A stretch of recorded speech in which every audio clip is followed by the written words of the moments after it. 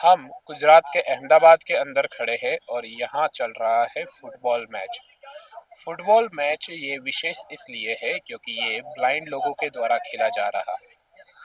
यहाँ पर आंध्र प्रदेश, कर्नाटका, तमिलनाडु हर जगह से मेल और फीमेल की टीम आई हुई है और गुजरात का अहमदाबाद इसे होस्ट कर रहा है। यहाँ पर 3 दिन तक ये मैच चलने वाला है। 29, 30 और 31 मार्च को, 31 मार्च की शाम को फाइनल खेला जाएगा। लेकिन हम आपको यहाँ जो ऑर्गेनाइजर है वो किस तरह से इस टीम को मैनेज करते हैं, ये फुटबॉल किस तरह अलग है, ये सब बात हम उनसे मिलकर करेंगे। आप बने रहिए हमारे साथ। वैष्णवजन तो તેને કહીએ જે પીડ પરાઈ જાનાને રે। यहाँ अहमदाबाद में जो इस टूर्नामेंट का आयोजन किया गया है वो जोनल टूर्नामेंट है और इसके जो ऑर्गेनाइजर है सुनील मैथ्यू, हम उनसे बात करेंगे कि सुनील जी इस तरह से जो ऑर्गेनाइज करते हैं उनको क्या क्या दिक्कतें आती है, तो एग्जिट ग्राउंड पर क्या रियलिटी है वो सुनील जी हमें बताएंगे। सुनील भाई, आपका स्वागत है हमारी चैनल पे, नवजीवन न्यूज पे। जी, सुनील जी आपका सबसे पहले तो परिचय दीजिए हमारे दर्शकों को। मेरा नाम सुनील जे मैथ्यू, मैं इंडियन ब्लाइंड फुटबॉल फेडरेशन का स्पोर्टिंग डायरेक्टर और इंडिया टीम का कोच भी हूँ। हम ये करीब 12 साल से चला रहे हैं इंडिया में। हम शुरुआत किया है 2013 में। उसके बाद हम 23 स्टेट्स में हैं और पहले बार अहमदाबाद आके यहाँ पे एक जोनल करा रहे हैं। इसके पहले हम यहाँ पे इसी ग्राउंड पे, किंग स्टार टर्फ का इसी ग्राउंड पे हमने एक डेमो गेम किया था जनवरी महीने में। उसके बाद हमने सोचा कि यहाँ पे एक अच्छा टूर्नामेंट लेके आना है, इसीलिए ये 9 टीम्स का टूर्नामेंट यहाँ पे लेके आए हैं हम पहले बार अहमदाबाद में। और सबसे बढ़िया ग्राउंड और फैसिलिटी सब बढ़िया है यहाँ पे। जी, सुनील जी, ये जो फुटबॉल है वो कहीं ना कहीं इंडिया में कम देखा जाता है। फुटबॉल जो रेगुलर खेला जाता है वो भी, और उसमें भी जो ब्लाइंड लोग, जो ब्लाइंड पीपल्स है, मेल और फीमेल्स दोनों जो फुटबॉल खेलते हैं, ये अच्छी बात है कि आप इसको यहाँ अहमदाबाद तक भी लेकर आए। ये आप 12 साल से काम कर रहे हो, तो इसमें आप टेक्नोलॉजी का कहाँ से इस्तेमाल, क्या क्या इस्तेमाल करते हो टेक्नोलॉजी का? हम इसमें ये जो ऑफलाइन गेम है, मैं टेक्नोलॉजी में काम करता हूँ, मगर हम रॉ बिल्कुल बॉल का साउंड, जो एक टेक्निक है सुनने का, और बॉल हैवी बॉल है, 5 साइज का बॉल है, फुटसाल बॉल है, और साइड बोर्ड्स, और हमारा ग्राउंड बिल्कुल ऑफलाइन है। मगर टेक्नोलॉजी का हम इस्तेमाल करते हैं डेटा, जो हमारा नेशनल टीम का हम पोजीशंस, जितना हीट मैप और जितना भी हम मूवमेंट किया है, उसके उसके दौरान हम अगले गेम के लिए हम अगले गेम के लिए हम कराते हैं टेक्नोलॉजी का यूज़। मगर करते हैं बैकग्राउंड वर्क जो टेक्नोलॉजी में है, मगर हमारा ग्राउंड में जो काम है वो बिल्कुल विदाउट टेक्नोलॉजी है। हम रॉ विदाउट टेक्नोलॉजी यूज़ करने से बिल्कुल इसका बेस्ट यूटिलाइजेशन है। और post match analysis, study, review पूरा एक टेक्नोलॉजी कराते हैं। हमारा एक ऐप भी है, इंडियन ब्लाइंड फुटबॉल का एक ऐप है गूगल प्ले स्टोर में। उसमें हम अपडेट्स देते हैं, रूल्स देते हैं, नया कोचेस को क्या सीखना है। हमारा वेबसाइट है, सोशल मीडिया है, सारे वो प्रमोशन हम टेक्नोलॉजी। जी, फुटबॉल एक ऐसा गेम है जिसके अंदर इंजर्ड होने की संभावना ज़्यादा है। जैसे कि हम क्रिकेट मैच देखते हैं तो थोड़ा सा सेफ है, और फुटबॉल जो है वो रेगुलर भी जो खेलते हैं, जो नॉर्मल लोग हैं वो लोग जो खेलते हैं उसमें भी इंजर्ड होने का ज़्यादा चांसेस रहता है। तो इसको आप किस तरह से मैनेज करते हो यहाँ? ये बहुत ही अच्छा क्वेश्चन है, क्योंकि ब्लाइंड फुटबॉल में और ज़्यादा है इंजरी, क्योंकि ब्लाइंड लोग हैं, अंधे लोग हैं, बिल्कुल टकराते हैं उसमें। कान, नाक, सिर, सभी का इंजरी प्रोन है। मगर हम इसको ट्रेनिंग देते हैं, जैसे आप खेलते हैं, जैसे कि अटैकर जाते हैं, डिफेंडर आते हैं सामने, उसको कैसे वो ड्रिबल करके लेके जाके स्कोर करते हैं बिना इंजरी, वही हम सोचते हैं। और कोच होने के ज़्यादा हमारा प्रेशर भी है, क्योंकि इंजरी हो तो ब्लाइंड प्लेयर वापस नहीं आएंगे। उसको बहुत फियर होगा और उसका भय होगा कि मैं जाके क्या करूँ ग्राउंड पे। इसलिए हम बहुत सेफ्टी प्राइमरी कंसर्न है हमारा, सिक्योरिटी।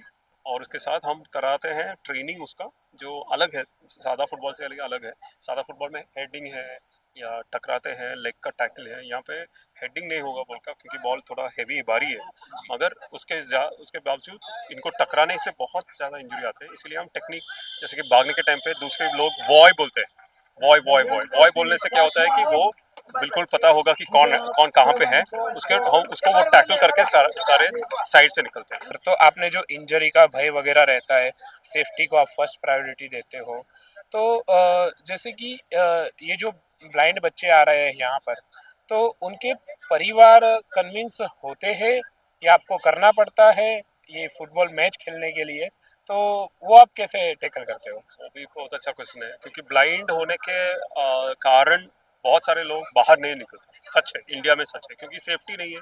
अगर आप लेडी गर्ल हो तो बिल्कुल आप 12-13 साल होने के बाद स्कूल भी नहीं जाते। हम वो सोच रहे हैं, हम वो पेरेंट्स को और वो जहाँ पे जो रहते हैं उनको जाके या उनसे मिलके हम बताते हैं कि ये बिल्कुल सेफ गेम है, और यहाँ से बहुत ही अच्छा स्टोरीज निकलते हैं गर्ल्स के पे।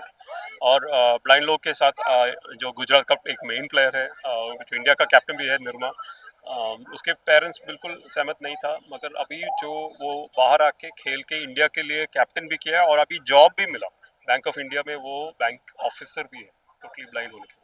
तो वो कॉन्फिडेंस और वो जो डिसिप्लिन और वो लीडरशिप स्किल गेम में आता है।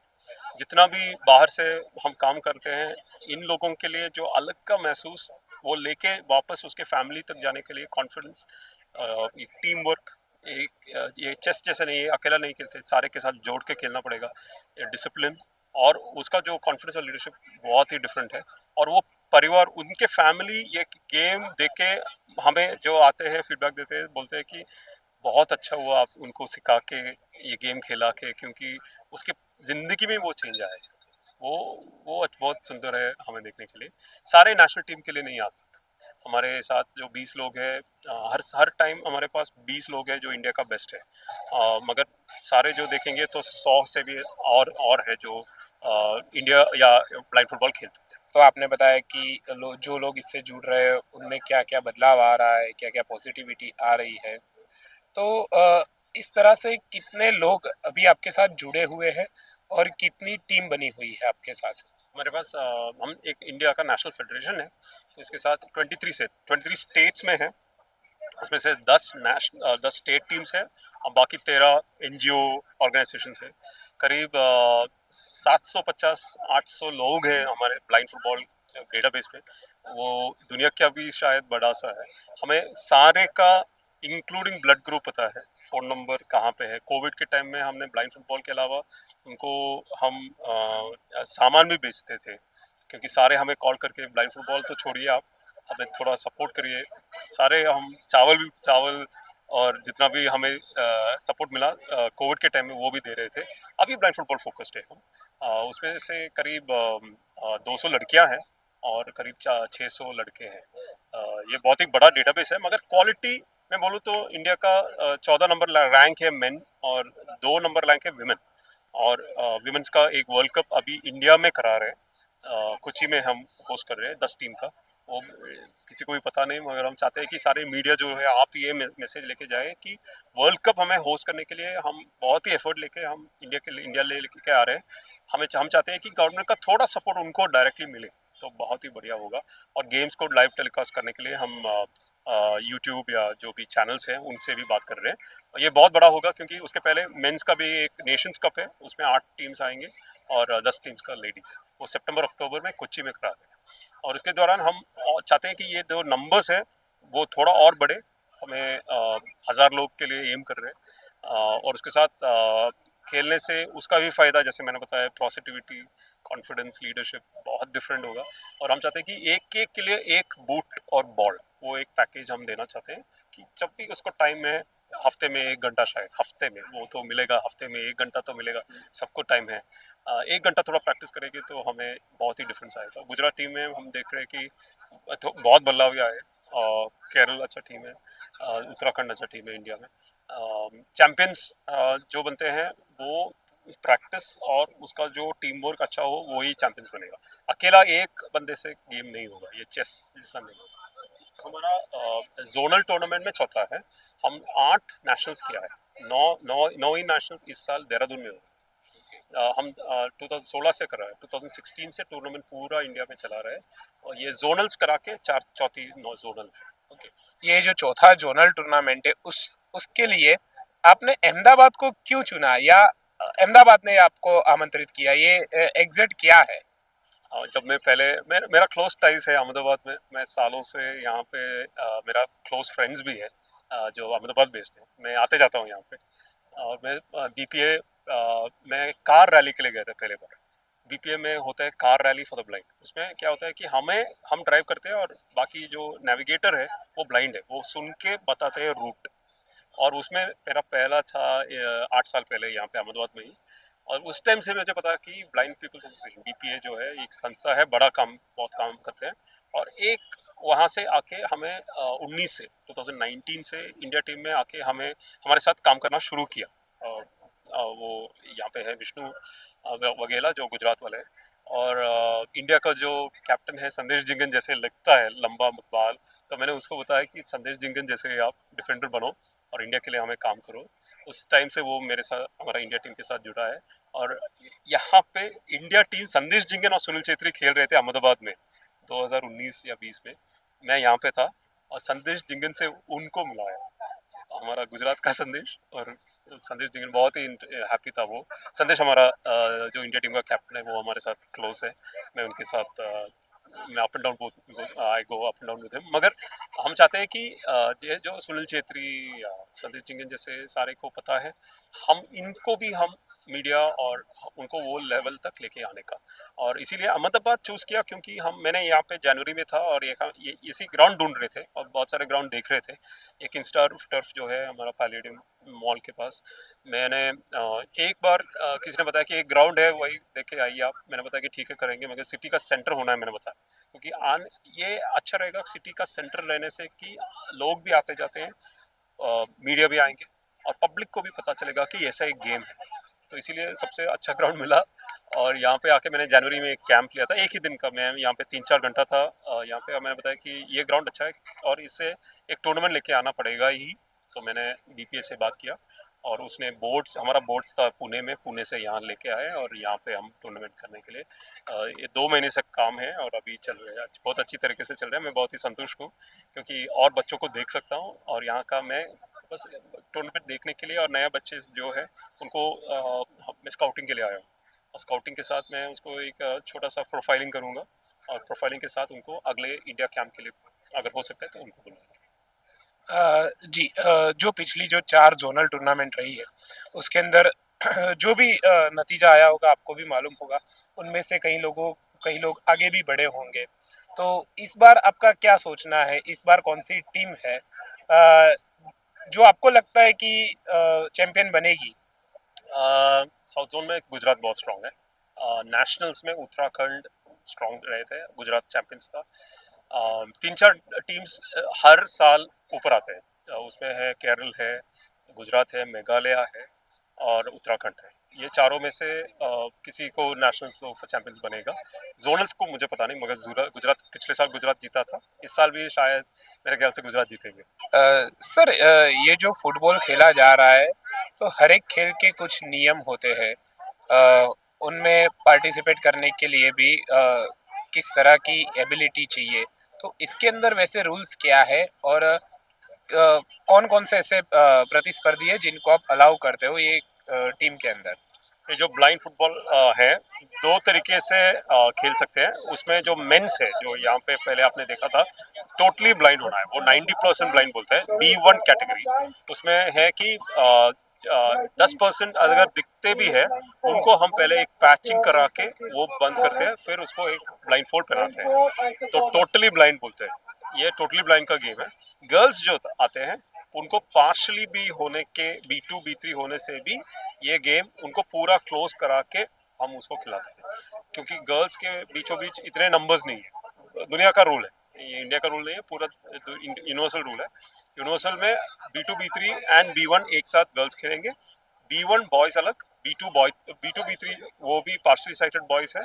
उसमें बॉल में बेल्स नहीं है, सादा गोलकीपर, सादा हेड गार्ड नहीं है, पूरा जैसे फुटसाल खेलते हैं वो खेलते हैं। वो अभी इंडिया में बस इसी हफ्ते पहले बार ग्वालियर में किया था गेम, पहले इंडिया का नेशनल्स हुआ था इसी मंडे ट्यूसडे को, मगर हम आगे जाने से उनको भी हम इंकरेज करने के लिए सोच रहे हैं और इंडिया टीम निकालने के लिए सोच रहे हैं। हमारा अभी का फोकस टोटली ब्लाइंड है B1, तो B1 को जो हम फोकस करते हैं उनको आगे लेके जाने के हम सोच रहे हैं। 5 जन का गेम है, 4 टोटली ब्लाइंड है, एक गोलकीपर है वो साइटेड है। 20 मिनट का गेम है, 2 हाफ्स। उसमें अगर प्लेयर्स टाइम आउट लेना है, जैसे बास्केटबॉल में टाइम आउट है, बास्केटबॉल और फुटसाल के एक साथ कराना से एक ये ब्लाइंड फुटबॉल चलाते हैं। करीब 50 रूल्स स्पेसिफिक है, वो लंबा लिस्ट है, वो पूरा नहीं बता सकते, मगर बहुत ही इंटरेस्टिंग है। आप देखेंगे तो रूल्स के बारे में तो बहुत ही इंटरेस्टिंग है। और हम जो इंडिया कोच हूँ मैं दुनिया के सारे कोचेस के साथ बात करता हूँ और रूल्स को भी हम बदलाव ही लेते आते हैं। हर 4 साल एक राउंड ऑफ रूल चेंजेस भी आते हैं। ओके। और सर हमने देखा कि ये जो फुटबॉल खेल रहे हैं तो प्लेयर्स बोलते हैं मतलब ड्यूरिंग द गेम वॉय वॉय वॉय वॉय, और गोल बॉक्स के पीछे एक हाँ एक बंदा खड़ा है जो बोल रहा है भाई राइट ले जाओ या लेफ्ट ले जाओ, तो वो क्या है एग्जैक्ट? ये जो इंटरनेशनल एक रूल है कि अगर बॉल आपके पास नहीं है और बॉल के पास जा रहे हो तो आपको VOY बोल के ही जा सकते हो। जब बॉल आपके पास आएंगे तो बिल्कुल शांत रह सकते हो, आप सुन सकते हो कि मैं कैसा कहाँ है मेरा प्लेयर, अपना बॉल का कब्जे में आपका बॉल, वो ड्रिबल करके आप उनको फोकस कर सकते हो। बाद में आने के टाइम पे हाथ आगे करके सेफ्टी के टाइप पे हम सिखाते हैं वॉय बोल के। जो आपने पूछा है, सेंटर में एक कोच रहते हैं और गोल पोस्ट के पीछे जो अटैकर्स को गाइड करने के लिए गोल गाइड रहते हैं। कीपर तो साइटेड है, जो डिफेंडर्स को उनको उनको गाइड करते हैं। सेंटर का कोच, जब बॉल सेंटर में आते हैं बॉल, तो 3 जोन्स है। एक बोलते हैं अटैकिंग जोन जो गोल गाइड का है, जो डिफेंडर्स जोन जो गोलकीपर का है, और सेंटर में जो कोच है वो मिड जोन है, वो हेड कोच का जोन है। ये 3 जोन्स के साथ काम करते हैं। सर जो आपने बात की कि आप इस तरह से ये पूरा जो जोनल मैच है टूर्नामेंट वो ऑर्गेनाइज करते हो, अ, आपको अभी कहाँ कहाँ से आपको सपोर्ट मिल रहा है और किस तरह का सपोर्ट मिल रहा है? फ्रैंकली बोलूँ तो गवर्नमेंट का सपोर्ट बिल्कुल नहीं मिल रहा है। हम ये जो प्राइवेट डोनेशंस और जैसे वॉलंटियर ग्रुप, जैसे ब्राइट ग्रुप है जो अहमदाबाद में आए थे आगे, और ये जो बच्चों ने काम किया, उसने फंड रेज किया, जो बोलते हैं क्राउड फंडिंग का एक टिपिकल एग्जाम्पल है, जो मानसी ने एक लीड दिया था और सारे को एक साथ किया। और हमें पहले चीज़ का दिक्कत है कि फिनेंशियल चाहिए जो चलाने के लिए, और सेकंड थिंग है man power and resources during the tournament. ये दोनों ये यहाँ पे एक बहुत ही एक एग्जाम्पल है यूथ पावर का। And so from IBFF we very proud and thankful to all of you to come forward to do this. मेरा एक छोटा सा संदेश है, जो गवर्नमेंट के साथ मैं 12 साल से ट्राई किया हूँ।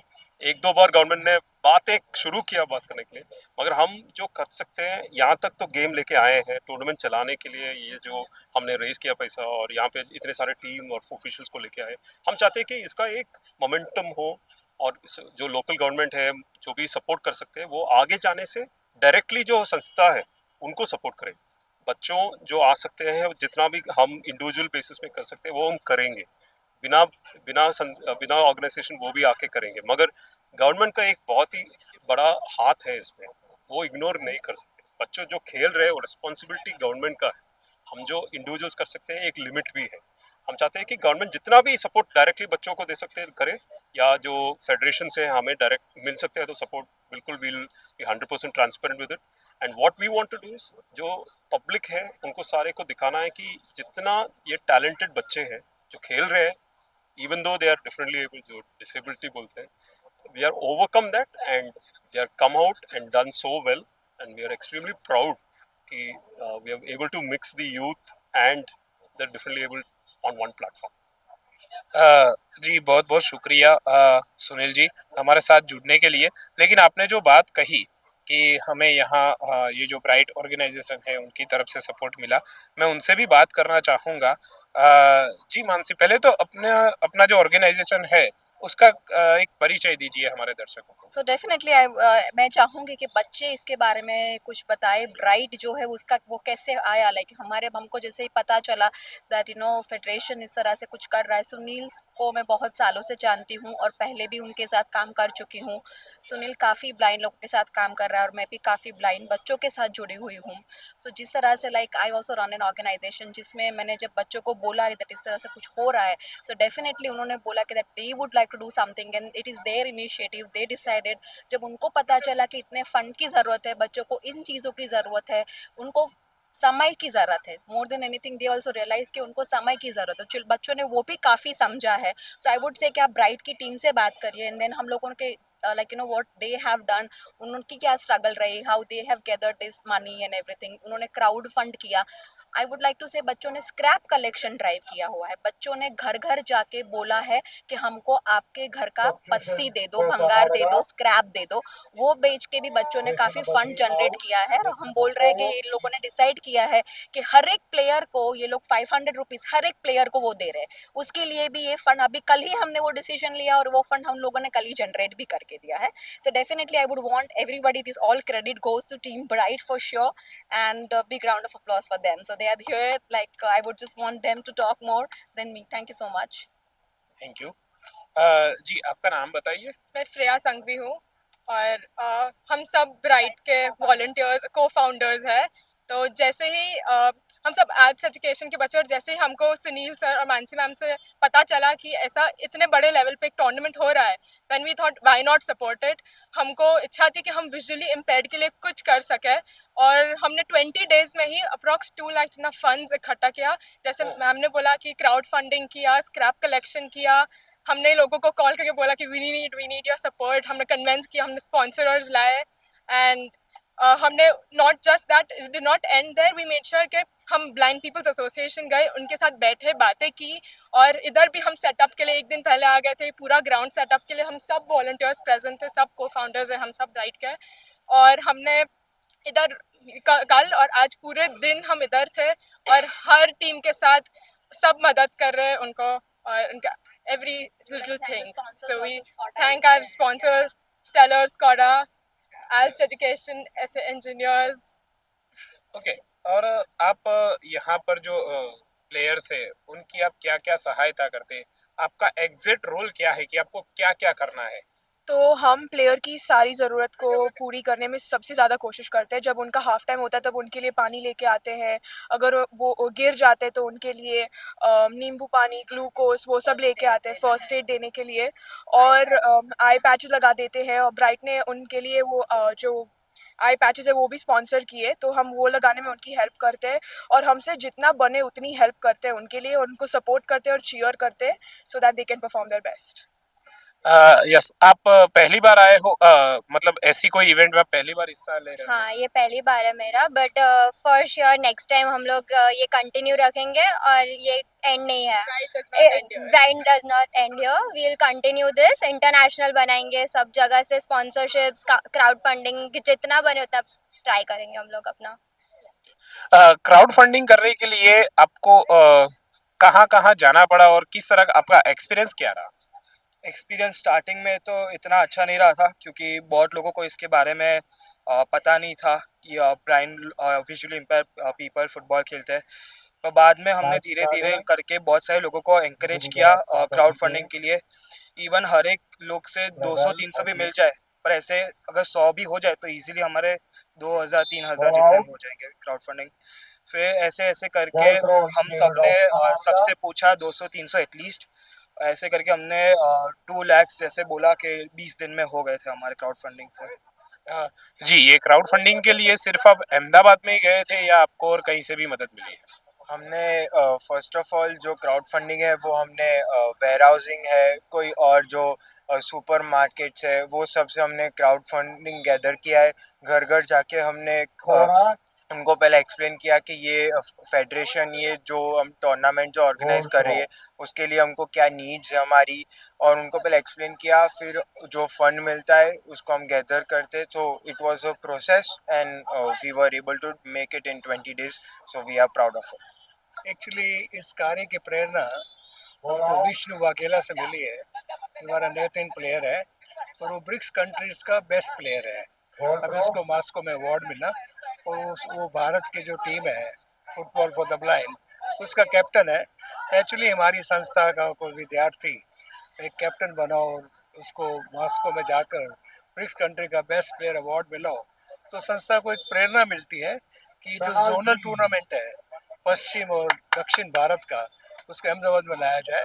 और हमने यहाँ पर प्लानिंग किया और ये जो आप ग्राउंड देख रहे हैं बहुत ही सुंदर ग्राउंड है और इसका पूरा जो सेटिंग है हम लोग पूना से सब इसका मटेरियल लेके आए और एक फेडोरा नाम की कंपनी है जो इसके ग्राउंड के बाजू में है, जो हमारे डोनर है उन्होंने सहयोग दिया।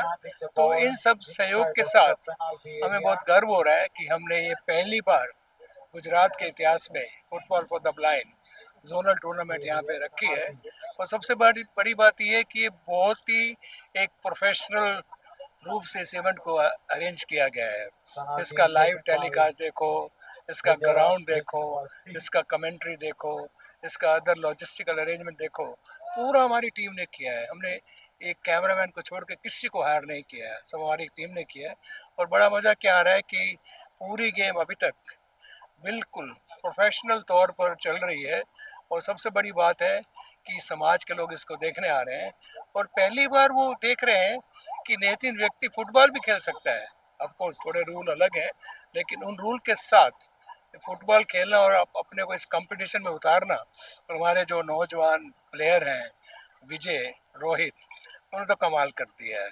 और इसमें साउथ की टीमें जो आई हैं टोटल 5 स्टेट में से 9 टीम आई हैं और ये जो 9 टीम है ये संघर्ष कर रही हैं कि इनमें से कौन चैंपियन बनेगा। एक महिला टीम का चैंपियन, एक पुरुष टीम का चैंपियन, दोनों चैंपियन जो है वो नेशनल टीम में खेलेंगे और नेशनल टीम में उनको पार्टिसिपेट मिलेगा।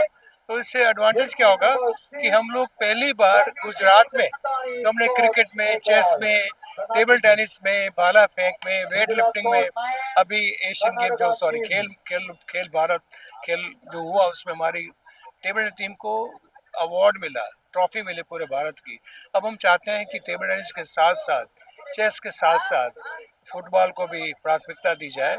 और मुझे लग रहा आज ही मेरी टीम बता रही थी कि हम लोग हर एक डिस्ट्रिक्ट में एक फुटबॉल टूर्नामेंट अरेंज करेंगे। हमारे जो भी इसका मटेरियल है हमारे पास रहेगा और शायद ये संभव है कि हम हमारी संस्था में, हमारा न्यास कैंपस में इसके लिए एक पूरा स्पेशल फुटबॉल ग्राउंड बनाएंगे। हमारी यूनिवर्सिटी के पास एक जगह है, उनको अप्रोच करेंगे कि आप हमको लीज पर दीजिए अथवा यूज़ करने के लिए दीजिए ताकि हम लोग एक टर्फ लगाकर डे नाइट मैच के लिए ग्राउंड बनाएं। यदि वो हम कर पाएंगे मैं मानूंगा उसकी प्रेरणा जो इंडियन ब्लाइंड फुटबॉल फेडरेशन है उसको जाएगी, क्योंकि उनके अनुरोध पर, उनके आमंत्रण पर हम लोग ये गेम कर रहे हैं।